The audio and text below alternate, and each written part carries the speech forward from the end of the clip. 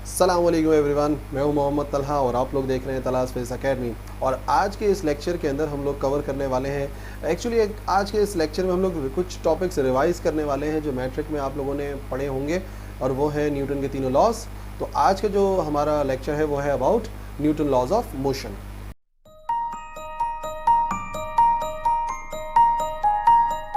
Newton के first law को सबसे पहले डिस्कस करते हैं। क्या है न्यूटन का फर्स्ट लॉ? तो याद रखो, न्यूटन फर्स्ट लॉ का एक और भी नाम है, उसे लॉ ऑफ इनर्शिया भी कहा जाता है। तो सबसे पहले उसकी स्टेटमेंट पर नज़र डाल लेते हैं। Every body continues its state of rest और uniform motion unless it is acted upon by an external unbalanced force. इस लॉ के मुताबिक हर बॉडी अपनी स्टेट को कंटिन्यू करने की कोशिश करती है, यानी कि जो body in state of rest है यानी कि रुकी हुई है, तो वो कोशिश करती है कि वो रुकी रहे। ठीक है, कोई बॉडी अगर यूनिफॉर्म मोशन में है, कांस्टेंट वेलोसिटी के साथ मूव कर रही है, तो वो कोशिश करती है कि वो कांस्टेंट वेलोसिटी के साथ मूव करती रहे। ठीक है, लेकिन कब तक ऐसा वो कोशिश करती है? जब तक उसके ऊपर कोई एक्सटर्नल अनबैलेंस्ड फोर्स अप्लाई ना हो। ऐसी फोर्स अप्लाई ना हो जो कि उसको मतलब अगर तो कोई बैलेंस्ड फोर्स अप्लाई होगी तो अपनी स्टेट को चेंज नहीं करेगी। ठीक है ना, तो फोर्स का कुछ ज़्यादा होना ज़रूरी है, अनबैलेंस होना ज़रूरी है, ताकि फिर वो अपनी स्टेट को चेंज कर सके। एक टेबल के ऊपर एक बुक रखी हुई है, तो वो कब तक वहाँ रखी रहेगी? ठीक है, जब तक उसके ऊपर कोई एक्सटर्नल और अनबैलेंस फोर्स अप्लाई ना हो।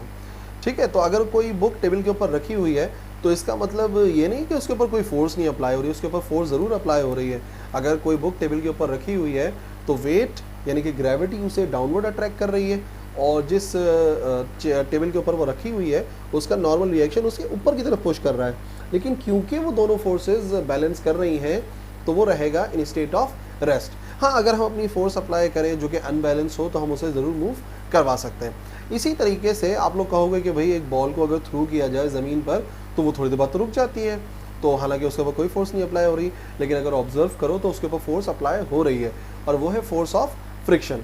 और फ्रिक्शन भी ऐसा नहीं कि बॉल ज़मीन पे गिरी और रुक गई, फ्रिक्शन भी आहिस्ता आहिस्ता उसके अमाउंट को कम करती रहती है और फिर वो आहिस्ता आहिस्ता अपनी स्टेट को चेंज करती है। हर बॉडी अपनी स्टेट को कंटिन्यू करती है और उस बॉडी की इस प्रॉपर्टी को कहते हैं इनर्शिया। ठीक है, इनर्शिया एक प्रॉपर्टी है हर बॉडी के पास होती है जिससे वो अपनी स्टेट को कंटिन्यू करने की कोशिश करती है। यानी कि अगर किसी बॉडी का इनर्शिया ज़्यादा तो वो अपनी स्टेट को ज़्यादा कंटिन्यू करेगी, और अगर किसी बॉडी का इनर्शिया कम तो वो अपनी स्टेट को कंटिन्यू करने की कोशिश कम करेगी। और अगर हम इस इनर्शिया को डिफाइन करें कि इनर्शिया किन फैक्टर्स पर डिपेंड करता है, तो याद रखो inertia is the measurement of mass. किसी बॉडी का जो मास होता है ना, जितना ज़्यादा होगा उतना ही ज़्यादा होगा इनर्शिया। ठीक है, यानी कि जिन बॉडीज़ के मासेस ज़्यादा हैं उनका इनर्शिया ज़्यादा है, और अगर उनका इनर्शिया ज़्यादा है तो उनकी स्टेट को चेंज कराना मुश्किल है as compare to those bodies जिनका मास कम है। जिनका मास कम, जिनका इनर्शिया कम, उनको रोकना आसान और उनको मूव कराना भी आसान, यानी कि उनकी स्टेट को चेंज कराना आसान है। भाई अगर सेम स्पीड के साथ, सेम वेलोसिटी के साथ ट्रैवल कर रहे हैं ट्रक और कार, और दोनों सेम टाइम पे ब्रेक्स अप्लाई करते हैं, तो आप ऑब्जर्व करोगे कार पहले रुकेगी क्योंकि उसका मास कम है, ट्रक का मास ज़्यादा है, तो वो अपनी स्टेट को ज़्यादा कंटिन्यू करने की कोशिश करेगी। जब भी आप देखो ट्रेन का मास ज़्यादा होता है या प्लेन का मास ज़्यादा होता है तो ब्रेक्स अप्लाई होने पर फ़ौरन नहीं रुकती है। ठीक है ना, तो जितना ज़्यादा किसी बॉडी का इनर्शिया होता है उतना ही ज़्यादा बॉडी अपनी स्टेट को कंटिन्यू करती है, और इसी वजह से इस लॉ को लॉ ऑफ इनर्शिया भी कहा जाता है। तो कुछ एग्जांपल्स भी देख लेते हैं Newton's first law of motion की, ताकि बात समझ में आ सके। न्यूटन फर्स्ट लॉ में जो भी कन्फ्यूजन है वो ख़त्म हो जाए। अब सबसे पहले यहाँ पर एक एग्जांपल है जहाँ पर हम एक ट्री को शेक करेंगे, फल लगे हुए हैं दरख्त के ऊपर, और हम जो है वो दरख्त को थोड़ा सा हरकत देंगे, शेक करेंगे, और नतीजे में क्या होगा कि जो दरख्त है वो तो अपनी जगह को चेंज करेगा, स्टेट को चेंज करेगा, लेकिन फल अपनी जो स्टेट है उसको कंटिन्यू रखने की कोशिश करेगा, जिसके नतीजे में वो टूट कर पेड़ से गिर सकता है। इसकी एक एग्जांपल है आपके सामने, इसको ज़रा सा देखिए कि ये एक मशीन है जो कि फ़िलहाल आप देख सकते हैं कि बड़ा क्लियरली जो है वो अब दरख्त को पकड़ती है और दरख्त को शेक करने की कोशिश करती है। दरख्त को जैसे ही शेक करेगी आप देखेंगे दरख्त हरकत करेगा, फल वहीं रह जाएगा, और नतीजे में जो फल है वो गिर जाते हैं दरख्त से। तो इसका मतलब ये हो गया कि जो शेकिंग अ ट्री है वो एग्जाम्पल है Newton's first law of motion की।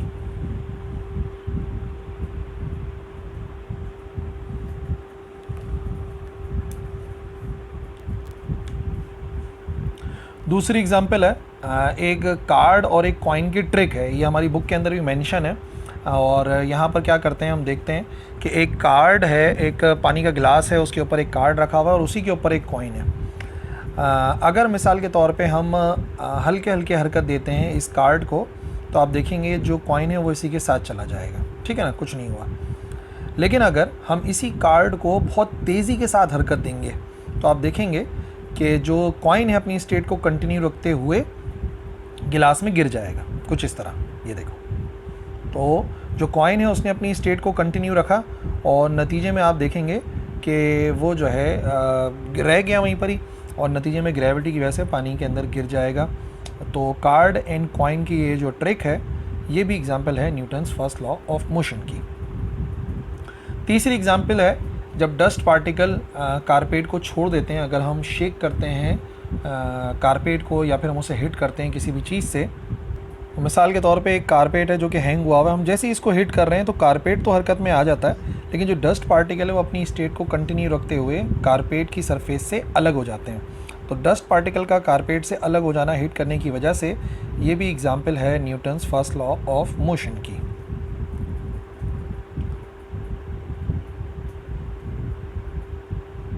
चौथी एग्जांपल हम देखेंगे, आमतौर पर जब गाड़ियों को अचानक से ब्रेक्स अप्लाई करते हैं तो एक जो जर्क हमें महसूस होता है वो Newton's first law of motion यानी कि इनर्शिया की एग्जांपल है।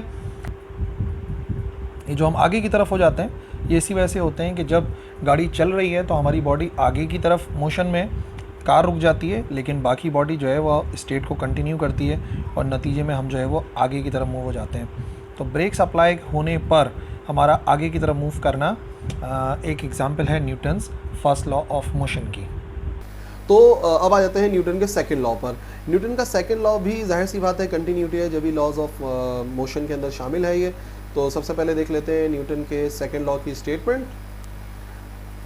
When force is applied on a body then acceleration is produced in it. This acceleration is directly proportional to the applied force and inversely proportional to the mass of that body. अगर किसी body के ऊपर force apply होती है तो उसमें acceleration produce होता है। एक्सेलरेशन का मतलब यह है कि उसकी वेलोसिटी में तब्दीली आती है। हो सकता है कि वो रेस्ट से मोशन में आ रही हो सकता है वो स्टेट ऑफ मोशन से रेस्ट में आ रही हो, बट एक्सेलरेशन तो है ना। तो अगर किसी बॉडी के ऊपर फोर्स अप्लाई होगी तो उसमें क्या प्रोड्यूस होगा, एक्सेलरेशन, ठीक है। और वो एक्सेलरेशन इस स्टेटमेंट के मुताबिक दो चीज़ों पर डिपेंड करेगा। एक तो डिपेंड करेगा अप्लाइड फोर्स पे और दूसरा डिपेंड करेगा उस बॉडी के मास पे, ठीक है। और फोर्स पे कैसे डिपेंड करेगा, डायरेक्टली। दो बॉडीज़ हैं, एक पर आप कम फोर्स और दोनों के मासेस सेम है, एक पर आप ज़्यादा फोर्स अप्लाई करो, एक पे कम फोर्स अप्लाई करो, तो किसकी वेलोसिटी में ज़्यादा तब्दीली आएगी, किस में ज़्यादा एक्सेलरेशन प्रोड्यूस होगा। यकीनन उस बॉडी में जिस पर आप ज़्यादा फोर्स अप्लाई करोगे उसका एक्सेलरेशन ज़्यादा प्रोड्यूस होगा। इसी तरीके से मास के साथ कैसा रिलेशन है इस एक्सेलरेशन का, तो वो रिलेशन है इनवर्सली रिलेशन, यानी कि अगर आप मास को इंक्रीज करोगे तो एक्सेलरेशन कम हो जाएगा। भाई दो बॉडीज़ हैं, एक का मास ज़्यादा एक का कम, आप दोनों पे सेम फोर्स अप्लाई कर रहे हो, तो किस बॉडी में ज़्यादा एक्सेलरेशन प्रोड्यूस होगा, यकीनन हल्की वाली बॉडी के अंदर। तो डेरिवेशन भी देख लो इसकी। तो स्टेटमेंट के मुताबिक एक्सेलरेशन डायरेक्टली डिपेंड कर रही है फोर्स पर, दिस इज इक्वेशन नंबर 1। और सेकंड पार्ट ये कह रहा था कि एक्सेलरेशन इन्वर्सली डिपेंड कर रही है मास पे, सो ये हो गई हमारी इक्वेशन नंबर 2। और अगर हम कंबाइन करें इन्हीं दोनों इक्वेशंस को तो हमें मिल जाएगा a is proportional to f upon m, और प्रोपोर्शनैलिटी का साइन रिमूव करेंगे, इक्वल का साइन आएगा और आएगा एक कांस्टेंट। और इस लॉ के अंदर आने वाले कांस्टेंट k है कांस्टेंट ऑफ प्रोपोर्शनैलिटी। और अगर हम मेजर कर रहे हैं तमाम के तमाम यूनिट्स SI सिस्टम के अंदर, सिस्टम इंटरनेशनल यूनिट्स में हम अगर मेजर कर रहे हैं तमाम यूनिट्स को, तो k की वैल्यू होती है 1 के बराबर। तो अगर मैं यहाँ पर k की जगह पे 1 पुट करता हूँ तो ये आ जाएगा a is equal to 1 multiply by f upon m, और अगर मल्टीप्लाई करा भी दें 1 से तो आंसर आ जाएगा a is equal to f upon m। और अगर f की वैल्यू निकालें तो वो हो जाएगा f is equal to ma।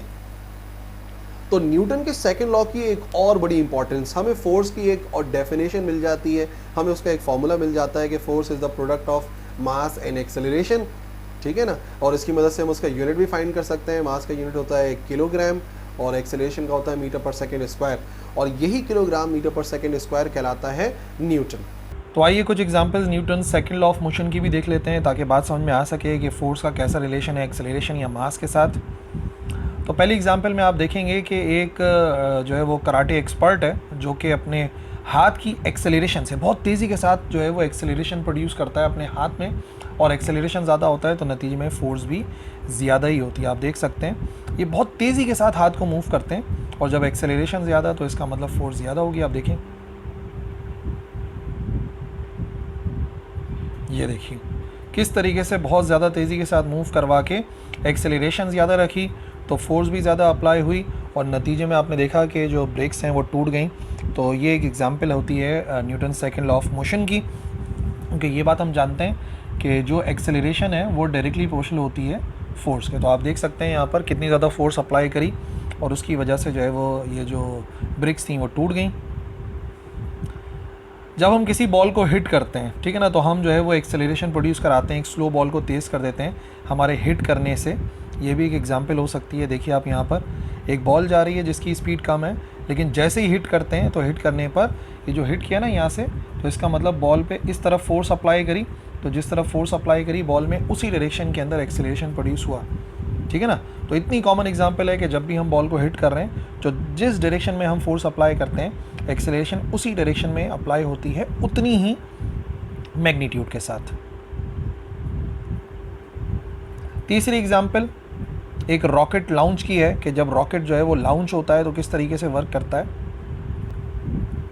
तीसरी जो एग्जांपल है वो एक रॉकेट लॉन्च की है कि जब रॉकेट लॉन्च होता है तो नतीजे में क्या होता है, बार बार क्योंकि हमें यहाँ पर एक्सेलरेशन लानी होती है, रॉकेट रुका हुआ होता है लॉन्च होने से पहले, तो हमें जो है वो इस तरीके से एक्सेलरेशन प्रोड्यूस करनी होती है इस डायरेक्शन में। तो यकीनन जो है वो फोर्स बढ़ती चली जाती है, ये जो यहाँ से गैसेस निकलती हैं उनका अमाउंट ऑफ फोर्स बढ़ता है, और जब फोर्स बढ़ता रहता है तो नतीजे में एक्सेलरेशन भी इंक्रीज़ होता रहता है। देखिए यहाँ पर गैसेस जो है वो बर्न होती हैं, नीचे की तरफ फोर्स अप्लाई करती हैं। वैसे तो न्यूटन थर्ड लॉ भी इस्तेमाल होता है, लेकिन एक्चुअल बात ये है कि ये जो गैसेस फोर्स अप्लाई करती हैं उसकी वजह से एक्सेलरेशन प्रोड्यूस हो जाता है रॉकेट में, और जो डायरेक्शन है वो भी अपवर्ड है। तो आप देखें जो रॉकेट है वो ऊपर की तरफ एक्सेलरेट कर जाता है। सो रॉकेट का लॉन्च होना न्यूटन थर्ड लॉ की एग्जाम्पल भी है और साथ साथ न्यूटन सेकेंड लॉ की एग्जाम्पल भी है। इसके बाद एक एग्जाम्पल है, एक सोडा केन रेस अगर करवाई जाए, एक केन हो जो कि जो है वो भरा हुआ हो और एक हो जो कि खाली हो, यानी कि एक का वेट ज़्यादा एक का वेट कम, तो आपको पता है कि फोर्स ज़्यादा अप्लाई होती है तो एक्सेलरेशन ज़्यादा प्रोड्यूस होती है। यहाँ पर हमारे पास एक एग्जांपल है जहाँ पर आप देखेंगे कि यहाँ पर कैन रखे हुए हैं, एक खाली वाला और एक भरा हुआ, और उसे एक रैम्प से जो है वो हम नीचे की तरफ गिरा रहे हैं, ठीक है ना, एक रैम्प सा बना हुआ है। तो जिसका वेट ज़्यादा होगा उसका मतलब फोर्स ज़्यादा अप्लाई हो रही है, और फोर्स ज़्यादा अप्लाई होने का मतलब एक्सेलरेशन ज़्यादा प्रोड्यूस होगा। और यहाँ वाली एग्जांपल के अंदर कुछ जो है वो बॉल्स हैं, स्टील बॉल्स हैं, और उनके मासेस डिफरेंट हैं, तो जाहिर सी बात है जिसका मास ज़्यादा मतलब उसके ऊपर फोर्स ज़्यादा अप्लाई हो रही होगी वेट की, और नतीजे में एक्सेलरेशन ज़्यादा प्रोड्यूस होगा। इन दोनों एग्जांपल्स को जो है ना गौर से आप देखो किस तरीके से काम करती हैं। हैवी वाली बॉडी तेज़ी से मूव करती है नीचे की तरफ, तो वेट ज़्यादा तो एक्सेलरेशन ज़्यादा इन रैम के ऊपर, और ये भी एग्जांपल है Newton's second law of motion की। उसके बाद बारी आती है न्यूटन के थर्ड लॉ की। बहुत ही कॉमन लॉ है और स्टूडेंट्स को उसे समझने में कभी भी डिफ़िकल्टी नहीं होती, लेकिन अक्सर और बेशतर स्टूडेंट्स इसको सही तरह से समझ नहीं पाते, ठीक है ना, वो इस बात को कॉन्सेप्ट को क्लियर नहीं कर पाते कि क्या रहा है थर्ड लॉ। तो पहले देखते हैं इसकी statement. To every action there is equal but opposite reaction. हर अमल का रद्द अमल होता है जिसके मिकदार या अमाउंट बराबर होता है, लेकिन उसकी डायरेक्शन होती है ऑपोजिट। तो अब एक्शन क्या चीज़ है, याद रखो, हम जो फोर्स अप्लाई करते हैं इन्वायरमेंट के ऊपर, या कोई एक बॉडी जो कि इन्वायरमेंट पर या किसी और बॉडी के ऊपर फोर्स अप्लाई करती है, तो वो उसका एक्शन है। नतीजे में वो इन्वायरमेंट, वो बॉडी, वो सिस्टम जो उसके ऊपर फोर्स अप्लाई करेगा वो कहलाएगा रिएक्शन। सबसे कॉमन एग्जांपल दी जाती है कि एक बॉल को हमने फेंका दीवार की तरफ, ठीक है, तो बॉल जाकर जब दीवार से टकरा रही है तो उस वक्त बॉल ने दीवार पे किया एक्शन, ठीक है, नतीजे में दीवार भी उसके ऊपर फोर्स अप्लाई करेगी और वो कहलाएगा रिएक्शन। इस लॉ के मुताबिक हर अमल का यानी कि हर एक्शन का रिएक्शन होगा, ठीक है, और मैग्नीट्यूड बराबर होगा, यानी कि बॉल जितनी फोर्स अप्लाई करेगी दीवार पर उतनी ही फोर्स दीवार भी बॉल के ऊपर अप्लाई करेगी, ठीक है ना। और डायरेक्शन क्या होगी, ऑपोजिट होगी। अगर बॉल इस तरफ जाके टकराई है तो रिएक्शन इस तरफ होगा, अगर बॉल ने फोर्स इस तरफ अप्लाई की है तो रिएक्शन इस तरफ होगा। तो हर एक्शन का रिएक्शन होता है, मिकदार बराबर होती है बट डायरेक्शन अपोजिट होती है, जिसकी कई सारी मिसालें हमारे इर्द गिर्द मौजूद हैं, हम देख सकते हैं। फॉर एग्जांपल स्विमिंग बड़ी कॉमन एग्जांपल है न्यूटन्स थर्ड लॉ की। क्या करते हैं स्विमिंग में हम अपने हाथों के ज़रिए पानी को पीछे की तरफ पुश करते हैं और नतीजे में जितनी फोर्स हम पानी के ऊपर पीछे की तरफ अप्लाई कर रहे होते हैं उतनी ही फोर्स पानी हमारे ऊपर अप्लाई करता है ऑपोजिट डायरेक्शन में, यानी कि आगे की तरफ, और हम स्विम कर जाते हैं। एक और बड़ी कॉमन एग्जांपल है और वो है हमारा रोड के ऊपर चलना। इतनी कॉमन एग्जांपल है हमारा चलना। हम क्या करते हैं जब हम पैर रखते हैं ज़मीन के ऊपर तो हम अपने पैर से ज़मीन को पीछे पुश करने की कोशिश करते हैं, बट रिएक्शन में क्या होता है, अर्थ हमें अप्लाई करती है फोर्स आगे की तरफ।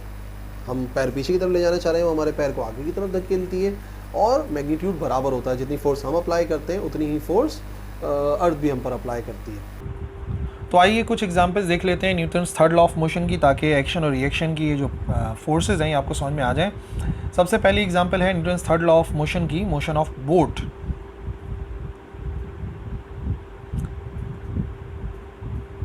अब देखो यहाँ पे दो जो है वो स्विमर्स हैं जो कि स्विम कराने जो बोट को मूव करवाने की कोशिश कर रहे हैं, फोर्स अप्लाई कर रहे हैं लेकिन नहीं हो पा रही। अब आप देखेंगे जो शख्स है ना वो जंप करता है, ठीक है ना, ये शख्स जो है वो जंप करेगा, एक्शन रिएक्शन होगा। अब क्या करेगा, ये जंप करने के लिए ये आगे की तरफ मूव करेगा, ठीक है ना, एक्शन अप्लाई करेगा। नतीजे में इसके पैर जो है वो पीछे की तरफ एक फोर्स अप्लाई करेंगे इक्वली, जिसकी मदद से आप देखेंगे जो बोट है वो मूव होना शुरू हो जाएगी।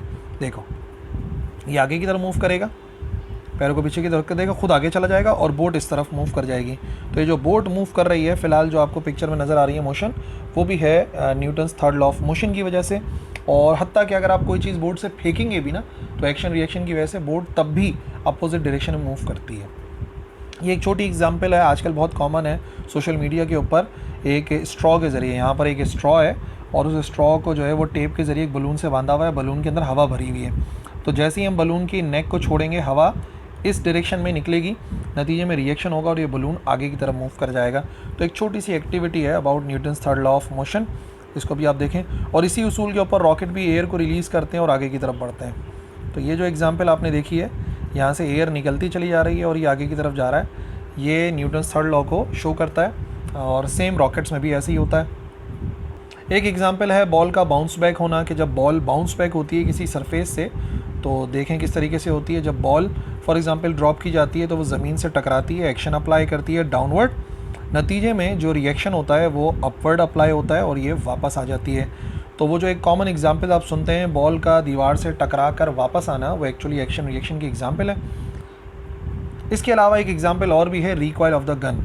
अगर जो है वो गन से बुलेट को फायर किया जाता है तो नतीजे में जो रिकॉइल होता है, गन वापस आती है पीछे की तरफ, वो भी एग्जांपल है Newton third law of motion की। इस तरफ एक्शन हुआ, बुलेट आगे की तरफ जा रही है, ठीक है, और नतीजे में रिएक्शन की वजह से वो शख्स पीछे हो जाता है।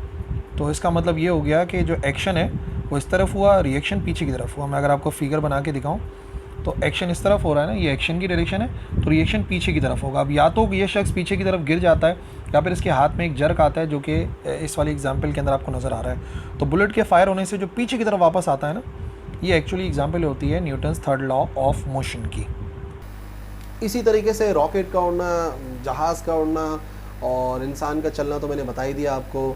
टायर का घूमना रोड के ऊपर जिसकी वजह से कार चलती है, रॉकेट का फ्लाई करना, तो ये तमाम न्यूटन लॉज थे जिनको डिस्कस करना बहुत ज़रूरी है, ठीक है ना। तो हमने इनको आज डिस्कस किया। आई होप आपको तमाम समझ में आए होंगे। बहुत सारी एग्जांपल्स हैं, अगर एग्जांपल्स में और भी कुछ पूछनी है तो या आपको अगर नज़र आ रही हैं तो आप जो है वो बताओ, कमेंट्स के अंदर लिखो कि ये क्या ये भी एक एग्जांपल है, क्या ये भी है। इंशाल्लाह इससे और आपको बात समझ में आ जाएगी। इस वीडियो में इतना ही है, अगली वीडियो में मिलेंगे। अल्लाह हाफ़िज़।